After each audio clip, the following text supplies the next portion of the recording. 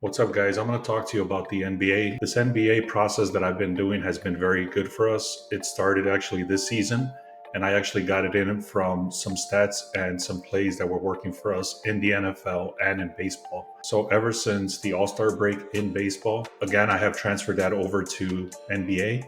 So, the Nets versus the Pelicans, and you can see the Nets have hit that 8 times in the last 10 games versus the Pelicans, which have only hit twice in the last 10 games. Now, that's not the only research that we do, but that's a starting point.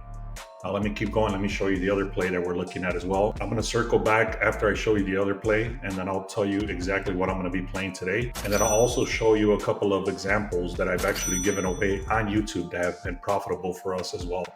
So stay tuned for that. If you like this sort of information, make sure you follow and subscribe. And this next example is the Cleveland Cavaliers. They're going up against the Chicago Bulls. Cavaliers are 5-5 against the Bulls. In the last 10 times they've played each other, the Cavaliers are 9-1. Again, you read that right. It's 9-1. They've been hitting 90% this season already. Now you look at the Bulls, they've only hit 40%, 4 of 6. So again, you're looking at a very strong Cavaliers team. They started off very strong already with a 9-1 against the spread.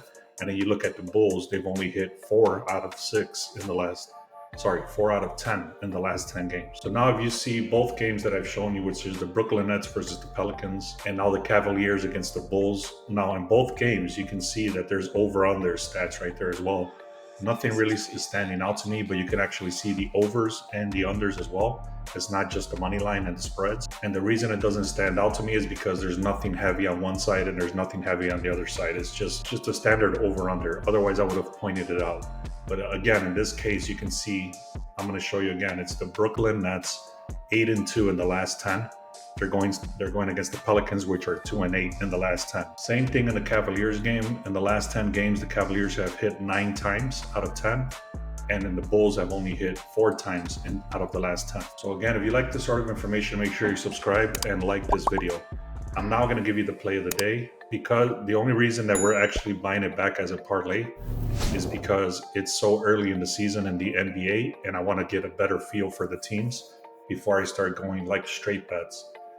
Once I see that these teams are doing very solid, just like I have been already, but I want to give it a little more time, then I'll be doing more spreads and parlays. Less parlays and more straights. I hope that makes sense. But anyways, for today's play, it's the Brooklyn Nets plus 4.5.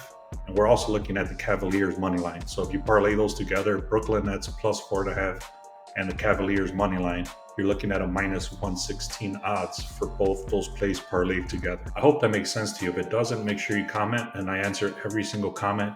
Make sure you give it that thumbs up.